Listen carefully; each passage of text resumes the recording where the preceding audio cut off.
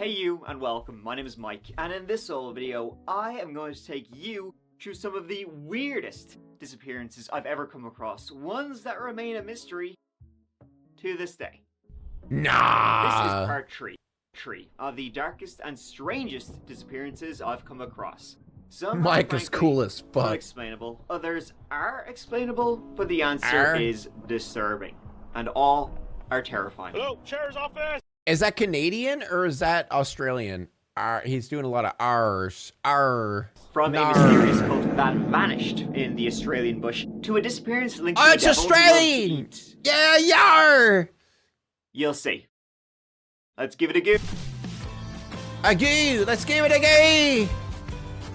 That's definitely not Australian. He said Australia. Let's give it a go. Let's begin with the disturbing disappearance of Branson Perry. It was April 11th, 2001, and 20-year-old Branson Perry was living in Skidmore, Missouri. Maybe it is Scottish.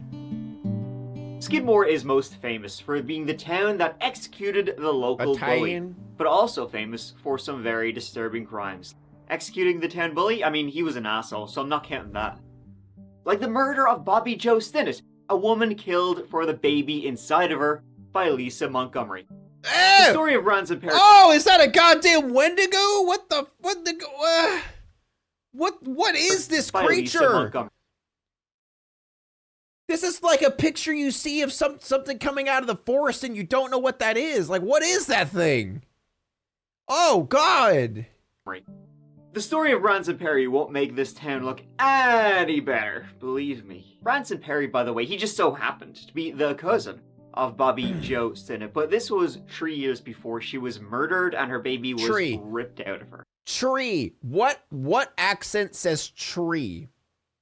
I know British people say free with an F. He said tree, like a literal tree. Is it Irish? Man, this is off to a great start.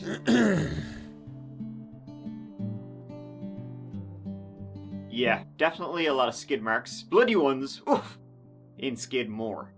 See, 20-year-old Branson was living with his recently divorced dad in town, and dad was in hospital at the time, so Branson was home alone.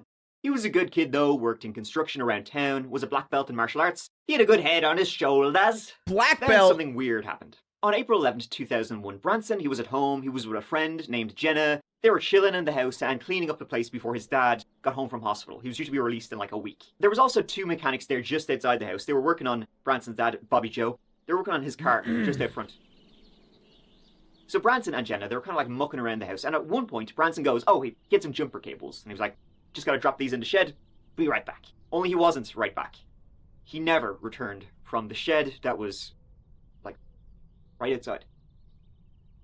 Uh-oh. Branson's friend, Jenna, after a while she went to look for him, but he wasn't there. She searched around and figured he had gone off and forgotten about her. She left. The next day, Branson's grandmother, Jo, she showed up to the house. It was unlocked, and it was empty. His stuff was all there, nothing was out of place, and Branson didn't have a car of his own. Weird. She kept coming back to the house over the next few days, and each time it was like the exact same. Nothing. The house was unlocked, undisturbed. It was like time had stopped inside the house. So it was almost a week later, on April 17th, that Branson's dad, Bobby Joe, was finally released from the hospital, and that's when a missing persons report was filed. The home was searched, though weirdly enough, the jumper cables that Branson had in his hand that he was dropping back to the shed, they weren't there. They couldn't find them. A ground search began. Farms and fields around the town were searched, but nothing at all was found. Damn. The jumper cables were a portal. Cabers, the jumper cables were a portal. It's a port key to another dimension. He appeared outside the front door. Hundreds of people were interviewed, yet none had an answer. And Skidmore is a small town, only about 300 people live there. The mechanics out front said they didn't see anything. Some thought he just ran away, but no one really believed that. 4 days before he vanished, on April 7th, Branson was chilling with a neighbor named Jason Bierman. While hanging out, this Bierman, should have been called Drugman, he allegedly gave some kind of drug to Branson, and then the neighbor sexually assaulted Branson. Branson told his dad this, and his dad was pissed, just a tad, but nothing came of it. In fact, nothing at all came of Branson's disappearance, and his neighbor, Jason Bierman, was never named a suspect, though definitely labeled a sexual predator. In fact, it wouldn't be until 2003 that a suspect would emerge. in this case. Emerge from the literal depths of hell, because this is when a dark case gets darker. See, 2 years later, almost to the date 2 years later, on April 10th, 2003, police arrested a 59-year-old minister and Boy Scout leader, this won't end well, named Jack Wayne Rogers in the city of Columbia, which is about a 4-hour drive away. Jack Wayne Rogers is a bit of a character. This Jack Wayne Rogers, he got arrested after performing gender-affirming surgery on a trans woman in a hotel room. He was not What?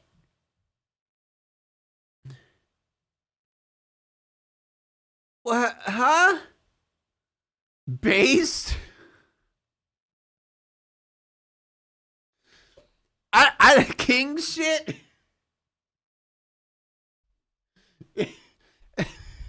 The weirdest time to call someone based. Okay, slay. a surgeon nor a doctor. He just said he'd have a go at it. He was charged with first-degree assault and practicing medicine. He'd have a go at it. Hey, bro, you want to help me out here? You want to help me out? I'll give it a shot. Savage burn. Who WHO getting... getting the orky in a hotel in without a license. Now, I kind of feel like maybe we should get a bit more than that after, chopping bits off in a hotel room. This person only agreed to it out of desperation. They must have been pretty damn desperate. They paid Jack $750 and only local anesthetic was used, and Jack said he had done this hundreds of times. I might believe him after I'm about to tell you what I'm going to tell you. So during a search of Jack Wayne Rogers' house, they found lots of pornos of the, kind. They also found posts online where he talked about torturing, killing, and sexually assaulting young men. He did this under the usernames of Boogerbutt, Oh Hail Satan, Boogerbutt and All Hail Satan? and Extreme Body Mods, which are Dude, this guy is a fucking Reddit moderator. Like, what? Boogerbutt and Hail Satan. This guy's edgy. pretty accurate names. Here's something that will brighten your day. In his home, they found numerous photos, and I'm talking big numbers, of our Jackie boy posing with severed male genitals, wearing them on his head, placing them in his mouth, and apparently placing them in Oh! Oh, God, why? What? That was a lot. That was a lot at once, man. You gotta lean us into this shit. You can't just drop all that at me. Come on. One at a time, man. One at a time. Holy shit. What the fuck? or on a plate, and attaching severed penises together. Weirdest Lego ever. However, one online post caught the police's attention, and in it he boasted about having abducted, raped, tortured, and murdered a young blonde-haired fella from Skidmore. He then buried the body in the Ozarks. The description was very close to Branson Perry, and apparently a turtle claw necklace, Branson Perry had one, was found in Jack's home. So this story took a wild turn, but there you go. Now, Jack Wayne Rogers denied having anything to do with Branson Perry's disappearance, and he was sent away to jail for a long-ass time for what he had done. But did he have anything to do with Branson Perry's disappearance? Who knows? It's the kind of shit he would do. There are links, right? Similar but nothing strong. I mean, the description kind of sort of sounded like Branson Perry. The turtle claw necklace. Very similar to one Branson Perry had. But why would Branson Perry have left his house to go hitchhiking in the middle of the day while he was doing shit, cleaning up the house? The mechanics who were outside said they never saw him. They were on the road outside his house. They never saw Branson leave. They never saw a car drive by. Another theory is that his disappearance is related to a gang or drugs use. Allegedly, he indulged quite a bit. He was a fierce man for the drugs, and so his murder was related to some unpaid drug debts. If it wasn't Jack Wayne Rogers, that's the second theory people are leaning towards. But it still doesn't explain how he just vanished from his home. So, whether it was drug-related or serial killer-related, we do not know. We may never. It makes no sense, but I guess none of these stories really do. I could have went my whole life without knowing about the dude who cut off dicks and chewed on them and put them on his head and shit. You know? Could have, could have went a while without knowing about that. I guess this is, part of the job. FYI, none of the other stories have penis eating. I'm pretty sure. Simon Cadwell. In the town of Nannup, Western Australia, there lived an odd fellow. And I mean odder than most Australians. Now, the town he lived in with his family, Nannup, it sits south of Perth, in the very southwestern corner of the country. Practically the edge of the world. So you might imagine how someone could go a little kooky. Little screw. Of course, it's loose, Missouri. you know what I mean? Like Was down expecting there. Florida. Crazy is literally just something to do. I mean, Missouri's like the Florida of the Midwest. That's You know what? I think Illinois is a little worse. I live in Illinois. Illinois, it might be a little worse. There's some fucked up shit that happens here. exactly what a very strange man named Simon Cadwell. That's what he thought. And I'm not talking about Chicago either. I'm talking about Southern Illinois. Southern Illinois is wild. Like Chicago, don't get me wrong, Chicago can get wild, but Southern Illinois is a whole other world. In a modest house in town with his girlfriend, Chantel McDougal, and their 6-year-old daughter, Leela, and also a friend named Tony Popick, though he lived in a trailer outside. Friend. Now, it seems Tony and Chantel, they knew each other before Simon entered the picture, and then they were just one big, happy old family. To most, they seemed normal by Nanup standards, maybe a bit odd, but harmless. Behind closed doors, however, things were weird as shit. They were a cult. Neighbors would say Simon was always going on about electromagnetic fields and such, roaring till he was red in the face. He burned 5G? gadgets around his property. Just weird-ass stuff. See, Simon Cadwell, originally from England, was the leader He's of a an internet knower? cult called the Truth Fellowship, and it had around 40 fans. Yo, he's a truther and a knower? Around the globe. Now, there's not really much stuff left online about this, the Truth Fellowship. Though there is a book you can buy on Amazon. Well, you might have a hard time getting it. One, because it's out of print. And two, it's absolute shite. Here is it's a 1 star, one whole star on Amazon, and here's the blurb. Humankind has arrived at a critical juncture in its evolutionary journey.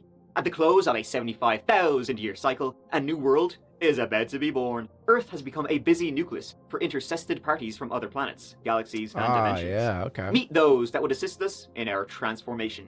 You are a server of the divine plan, and it Me? is time for you to wake up now. Well, look at you. The story Wake of up. the cult and of Simon, it really begins Wake and up. ends on one day in July 2007. Wake up. See, Simon, Tony, and Chantel, they kind of, they bred dogs, I guess, to make a living, I guess. And it was one person who was buying some doggaroos off them. They were one of the last people to hear from them. See, this was on July 13th, 2007. In the weeks leading up to then, they had sold all their dogs, they were closing their bills with the electricity company, and then, on that day, they left Nanup. All 4 in one car, off they went. Never to be seen again. When the police began an investigation, they found in their home their wallets, credit cards, dirty dishes in the sink. Everything looked as if they would be home at any moment. The only thing they could find was a note saying, "Gone to Brazil." This was what the dog buyer had been told also, as they were in a rush to get rid of Just casually, yeah, we went to Brazil. Just that's it. That's their entire alibi. Yeah, we went to Brazil. the dogs. And a neighbor had been told the same, off to Brazil to join a remote and reclusive spiritual community. This appears to have been the last communication from Chantel. She's writing to Beth and Lyndon, that's the landowners. We've left suddenly due to the lack of sleep created by the electromagnetic field. We've moved overseas to Brazil. That was 16 years ago, and to this day, no one knows where they went. Their bank accounts never been touched. Yeah, Come to I hear you Brazil? barking, big dog. Right, some doomsday cult, they probably all got in a car and off a cliff. You know what I mean? Some death pact, right? They believed angels and comets were going to fly over and save their souls. The usual kind of spiel. Well, some of his fans around the globe would say Simon, he had spoken about that kind of stuff before, that him, Chantel and their daughter Leader were all going to go out into the bushmite, and then Tony would kill them all, bury them where they Base? could not be found, and then Tony himself would disappear. But Michigan! Chubba Gum, thank you so much for the gift. What about the little girl? She was with him. investigation into Simon after all of this kind of happened, they found some interesting things about our little cult leader over here. You see, he was in complete control of Chantel and likely Tony too, all via this cult he set up. Simon, known as Cy to his little fangirls, was born Gary Felton, and he was born in the UK in 1962. He was a con man his entire life. In the UK, he was convicted twice for fraud. Then, in 1986, while working at a software company, Gary Felton just happened to bump into, dun dun dun, Simon Cadwell, the real Simon Cadwell. He then managed to steal Simon's birth certificate. Don't ask me how he did that. Then he got a passport, changed it, basically stole Simon Cadwell's identity. He then began traveling the world as a mystic, India, America, before landing in Australia. He lived off his bullshit books and the various women he managed to sway. Tony Popick's phone was last used in Perth the day after they left Nanup. He used his phone to book a hostel, order a Domino's pizza, and the pizza driver would later confirm it had been delivered to a guy who looked like Tony Popick, and also to ring up a gay bar. Not only that, the phone had been used to buy train tickets. A gay Two bar, train but tickets were how? bought. Separate train tickets going in separate directions. One going south, the other Mike going is east. cool. One train ticket was bought under the name J. Roberts. The other narrator is such a under J. dweeb? What do you mean he's a dweeb? How is he a dweeb? Dude, we've had a fair share of dweebs. I don't think this guy's a dweeb. Rob Wirtz. Two unknown males used those tickets. We can assume Simon Cadwell and Tony Popick. After that, it goes dark. And what happened to Chantel and Leela? We simply don't know. But both Simon and Tony, they went in opposite directions, and then they completely dropped off the map. Now, what's also interesting is that in May 2007, so 2 months before they disappeared, Simon Cadwell was driving along and he was stopped by the police, and they began asking him some questions about his identity. It seemed the police were acting on a tip-off that Simon Cadwell was not Simon Cadwell, that he was in reality Gary Felton, and some believe this is the reason why they disappeared. Over the years, there have been sightings. Nothing. I'm kind of confused. Okay, I'm actually confused. Is anyone else confused here? Am I just stupid? Who's Simon Cadwell? Like, who's Simon Cadwell? Whose identity did he steal? I'm lost. So it's not just me? Comments are going to hate you for this. I know there's going to be a comment. You idiot. You didn't notice that Simon Cadwell was this guy? Whatever. Also missing their friend, Tony Popick. Going over and over it, it's very difficult, but I want to find out what happened or where they are, and so I'll just keep doing it till I find something. Detectives. Simon is a person whose identity was taken? I thought Simon was the one who stole the guy's identity. Believe one of the missing men travelled to Kalgoorlie and another to Northcliffe under the same false name on the same day. After that, there's been no trace of any of them. It's thought they may have died, but detectives can't rule out the possibility they're alive and living in isolation somewhere in Australia. You get mixed feelings, because sometimes I think, oh, they've just sort of gone off the grid and hiding somewhere and just living their quiet lifestyle, and then sometimes I think something's happened to them. An inquest was done by the Australian government into the disappearance, and it ended with, we don't know what happened. 3 months after they vanished, prison workers found a woman's t-shirt along with the smell of dead flesh in a town not far from Nannup. By the time the police got there, a bushfire had gone through, and there was nothing left. One theory is that they did try to go to Brazil, but as luck would have it, on July 17th, 2007, a couple of days after they were last seen, there was in fact a plane crash in Brazil. No reason to believe our characters were on it though. Who knows if they are still out there living in the bush? He stole his own identity. Maybe what a truly was okay. a death pact. And they're all dead. Australia is a really big country, if you can believe that. So there's a, high likelihood of nobody ever finding them. He's living somewhere else. Of upstate New York. New York! Tom Messick was an owl fella living in Troy, just outside Albany. This was in the Damn, look at them teeth, bro. Holy shit. middle of November, hunting season, and Tom, aged 82 years old, if you can believe that. Oh, was he's out there with a 82, hunting party. damn. The entire party was out there to hunt deer near a place called Brant Lake, and Tom, as he was long in the tooth, was due to remain stationary during this hunt. He'd remain ready with his gun while the others were on the move. Though Tom was kind of known to be a pretty stubborn guy. He was ex-military, so he probably would have just done whatever the shit he wanted. Would he have stayed where he was supposed to? Whom knows? Tom was a tough guy, an experienced hunter. He'd even lost an eye in an accident, but that didn't stop him. There were 6 of them out there that day, on a piece of land in the Lake George Wild Forest, part of the Adirondack Forest Preserve. So there were 6 of them altogether, and 4 of the hunters, the older 4, would stay stationary or were supposed to. And they would watch, while the 2 others would go out and start wrestling up the deer. What they were doing was called a drive, so you got 4 guys staying ready with their guns, while the 2 others kind of herd the deer towards them. It's kind of like a brute force way of hunting. Now the landscape around this area of the lake is pretty rough. I've never went hunting. Dude, I don't want to kill a deer, man. I couldn't do it. I'd go fishing. Look, I could do that. But deer, I don't know. I can't do it. I couldn't do it. I'm too much of a pussy. Deadfalls, rocks, boulders, swamps, all the glories of See you later, nature. Gib. So all 4 hunters were in the woods a little bit away from each other. Tom, he was on top of a hill. He was there, he had his walkie-talkie, he had his rifle. I mean, he wasn't going to throw his dentures at the deer. And he was last seen at around 10 a.m. that cold winter day as they dispersed. This Deer are was, in so fact, their peaceful? first time Yeah. hunting in this area, but hey, I mean... They're pretty creatures, how much man. could actually go wrong? Turns out a little. The plan was to meet up at the agreed time of 2 p.m. Tom never showed. When they went to look for where he had been stationed, he was no longer there. There was no trace of Tom Messick. When they couldn't find him, the others called the forest ranger. It's the forest, man. I talk about this all the fucking time, man. It's the forest. Shit's scary, bro. Like, you take one wrong turn, it's a goddamn liminal space. The forest is just nature's back rooms, man. You take one wrong turn, you're lost.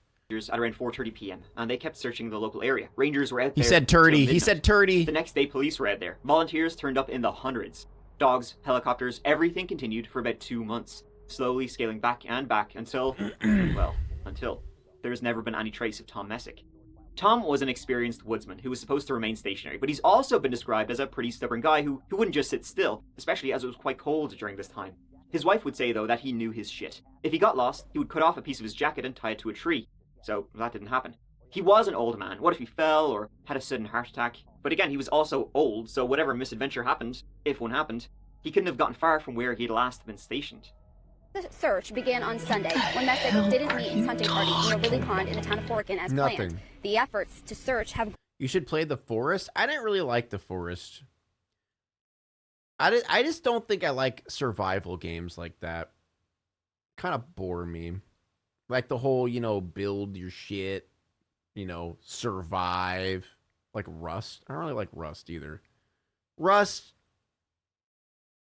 Forest. Penis. Grown to more than 140 people from the DEC, State Police, Warren County Sheriff's Office, search and rescue teams from across the state, and the FBI. Anyone else scared of the idea of camping in the woods? And on foot. Dude, I tell you guys all the time, I don't camp in the woods. Because Cummy Man. It's gonna come. Remember, you guys remember the Cummy Man story? Like, I don't want to be sleeping in the middle of the night and just start hearing... Like, you know he's coming. You know he's gonna come. I don't know when, but he is a professional edger, dude. He's gonna be edging. He's edging right now in the forest, just waiting. That's all he does. He's edging in the forest permanently. What the hell are you talking about? I'm talking about the Cummy Man. You don't know about the legend. But plan to keep expanding until they find him. Of course, the conditions in the Adirondacks, the landscape here, make this search The real very fear difficult. is never knowing if he's coming or coming. Good point. The guy just vanished into thin air. The story gets even stranger when the FBI showed up to investigate Tom Messick's disappearance. Why the FBI would be involving itself in a missing persons case that has absolutely no signs or clues of foul play is very weird. Like X-Files weird. His wife said, quote, "The FBI told me something isn't right with his case, but they don't know what. They won't share any theories if they have them. The FBI said until they make a discovery, they're never going to know." Maybe there was foul play. Maybe, they hadn't hunted in this area before, so maybe they ran into some people who didn't like that they were hunting on their land, and yada, yada, yada. Like, who the heck is going to murder an 82-year-old man? I mean, they must have dragged him away because there was no signs of blood, and dogs found no scent. And one thing that's always brought up in this case is the Wendigoon. noise. Wait, what? Allegedly, one of the hunters out there that day heard a noise. A very different noise than wildlife noises. Apparently, it was like a metallic noise, like a metal door being slammed shut, and it came from the hill Tom was supposedly based at. What that was, if it happened, nobody knows. Nobody heard anything like it before or since. There's plenty of theories as to what happened to Tom, from falling into a sinkhole, It was the door to the other dimension, to Bigfoot carrying him away. A lot of theories, not as many facts, because... Dude, that's what I'm talking about. What? Dude, forests are so goddamn scary, man. This is the only place, and I mean, the ocean too, but this is the only place where shit like this happens. Where people just like, poof, never to be seen again. Simply nothing was left behind. And then the fact that the FBI involved itself in a case which seemingly has no foul crimes taking place, so why would a bureau that investigates crimes turn up unless there was something like, in the forest, no one can hear you scream. True. Disappearances, and he wasn't the only one. Tom Messick disappeared on November 15th, 2015, and 9 days later, there was another baffling disappearance not too far away. 68-year-old Fred Drum lived in Saratoga, which is less than an hour's drive away, and he disappeared from his own home. Evaporate, though, might be a better word. See, it was Thanksgiving Day, and his wife had popped out for breakfast, leaving this avid hunter and outdoorsman alone at home. When she returned, he was gone. It's believed he did take his wallet and credit card, but his bank accounts have never been touched. They did live a little out of town, but his car was left behind. A thorough search of his property and the surrounding woods, all that was done for Tom was done for Fred, and, like Tom, it all turned up nothing. He is still missing to this day. That's another He just wanted to take a stroll and never stop Strange walking. noises coming from the woods are not something that's totally unheard of. I mean, it could be a deer or, who knows? The wilds are weird and creepy. The mountain lion. About as creepy as Tom Messick's mysterious vanishing. Jason Landry. Laundry. On December 13th, 2020, between the town of San Marcos and Houston, Texas, there was a very disturbing incident. A very disturbing incident with no answers whatsoever. It's like you've been given like a jigsaw puzzle, right? But only half the pieces are here. This happened at and my the pieces school? you do have are covered in blood. What, this part? The city of San Marcos lies just northeast of San Antonio, or just south of Austin. Pick your poison. About 65,500 folk call it home, Jason Landry being one of them. In San Marcos, the center of town is Texas State University. Jason was there studying music production. Oh, Hello, my name is Jason Landry. he's a music production guy. Hello, my name is Jason Landry. Jason was born in 1999, growing up in the Houston area, the youngest of three. Now, it was during his studies in Texas State, studies that were reportedly going very well, that shit hit the fan, not just for him, for the entire globe, because a big P hit. Cringe? Bro, he's missing and probably dead, all right? Come on. Fucking COVID hit Give him a hard. break. Hit all the youngsters hard. It's college, you're supposed to be going out there. Would I ever play doing Firewatch? things, Hell meeting yeah, people, I'd play partying, all the Firewatch. good stuff, all the hits. I And then might this play entire that after generation were I like, do, no, you actually have to stay Alan inside Wake. this entire time, and virtual classes, and all that stuff. So that kind of sucks. Kind of like ruined college.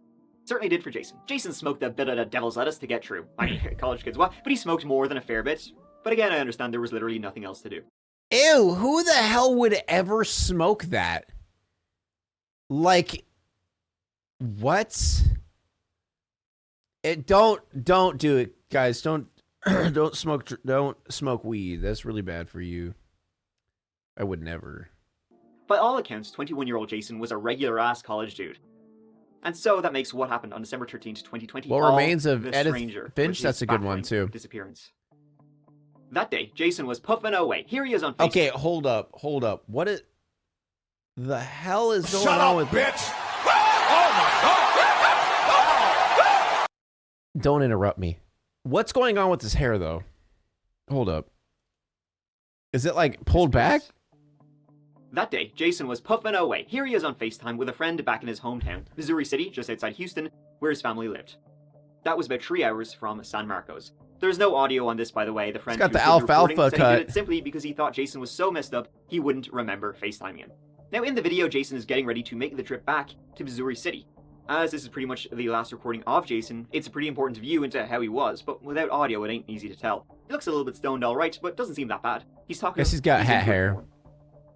Jason left his apartment at around 10:55 p.m. that night, and as I said, it's about a 3-hour drive back home to Missouri City, so he'd be home around 2 a.m. He was due to spend the holidays back home. Now, during the drive, he had the Waze app opened. He'd only driven home a handful of times, so he wanted to make sure he didn't get lost.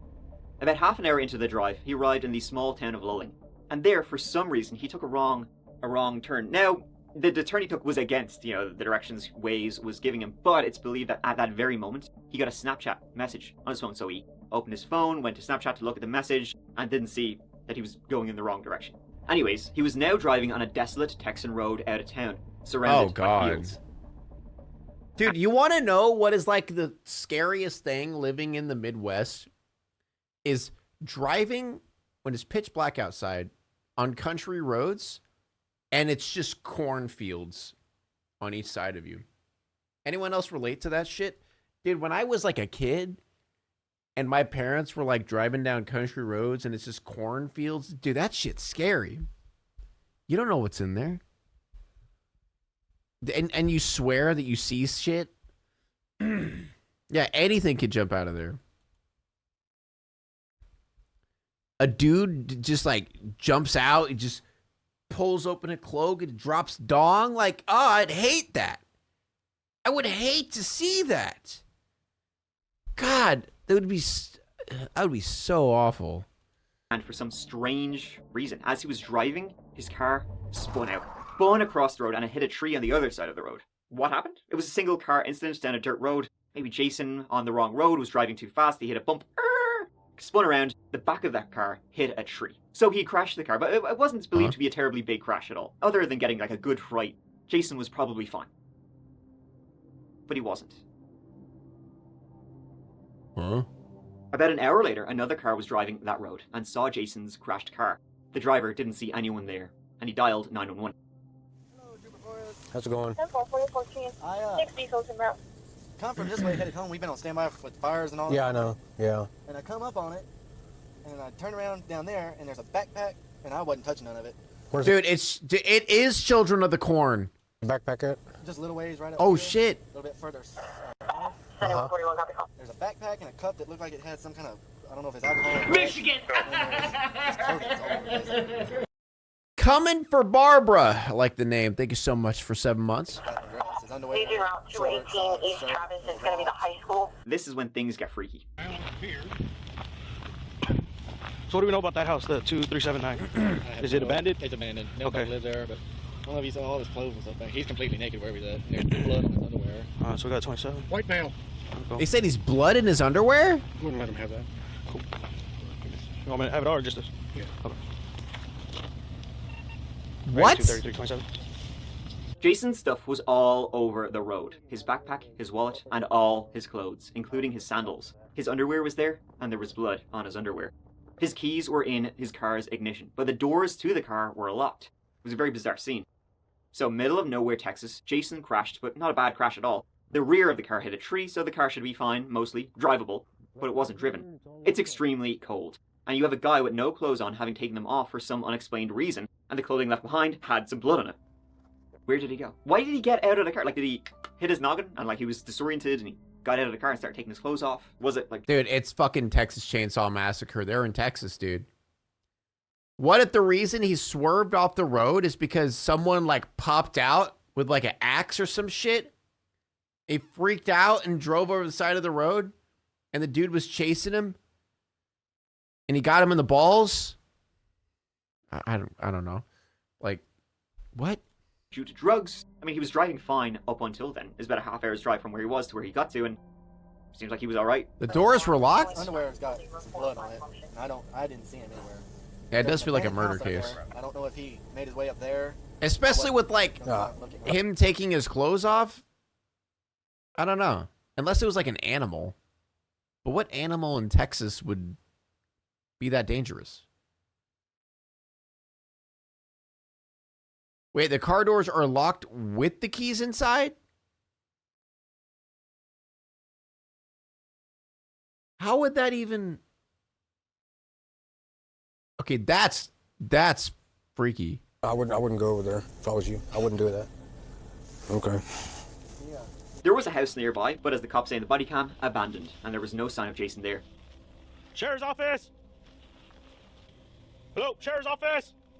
The police officers who arrived and begun this, they later called Jason's dad. The car was registered to him. And then, get this, they left all his shit there. Where's the cart? Behind us? It's back there. Okay. I'm not collecting up the clothes, but I'm taking this. Jason's clothes, all his things on the road. Potential crime scene. Not my problem. Ah, sure, fuck it, next guy will deal with it. I'm off the clock. Like, no shit, check this. Jason's dad, Kent, the next morning arrived at the scene trying to find his son, and all the shit was still there. And these are Jason's clothes lying in the road. It's hard to see. Those are 2 pairs of socks, shorts. What the fuck? Imagine needing evidence. Began with trying to find his iPhone. And luckily for them, it was still turned on. And it led them to where his car had been towed. The phone was still inside the car. Inside the car was some weed, which probably tells you why the police weren't caring too much. Yep. Oh my god, dude. Is that what... he's a smoker. He smokes weed. Good riddance. Fuck the guy. You know, we don't need this evidence. Fuck him. He smokes the devil's lettuce. That's the equivalency of murdering an entire family. Disgusting. That's why I didn't want to leave it that. Dad, or he's a delivery boy. A dead fish in a tumbler, which maybe was alive when Jason last had it. A laptop and, you know, a few other bits and bobs. Nothing strange or Weed weird equals or terrorist, yeah. No more blood was found in the car, so the smear, as it's been described, of blood on the underwear, it was on the hip, so maybe he hit his hip or something. Pretty soon, though, a proper search began of the area to try and find him. 150 volunteers, Texas Search and Rescue, Texas EquiSearch, dogs, drones, and nothing. They did not find Jason Landry. The search was intense, and they found 0 clues whatsoever. One dog did lead to that abandoned house nearby, but there was no sign of him there. Over the next few months, there would be more searches, all fruitless. Frankly, it's, in my opinion, one of the strangest disappearances in recent times. I like recent times, like the last couple of years, because it's really weird. Why did he take all his clothes off? Like, a common cause for this, and you'll hear this when people talk about this case, is hypothermia. And it was extremely cold that night, middle of December, middle of nowhere, Texas. But Jason was in his car. The car was on. He would have been warm, or he could have warmed himself up, because the crash in the car was not that bad. He had his phone with him. Hypothermia, like, as dangerous as it is, it takes a little bit of time to kick in. He had time. Unless he was like... I mean, I don't know. Like, the crash might not look that bad, but it depends. Like, what if, he hit his head on something or hit something in particular that really fucked with him, seriously disoriented after... Who laced this man's weed? I mean, that's true. He could have, maybe they should have checked the weed. Maybe the weed had something in it that he didn't know.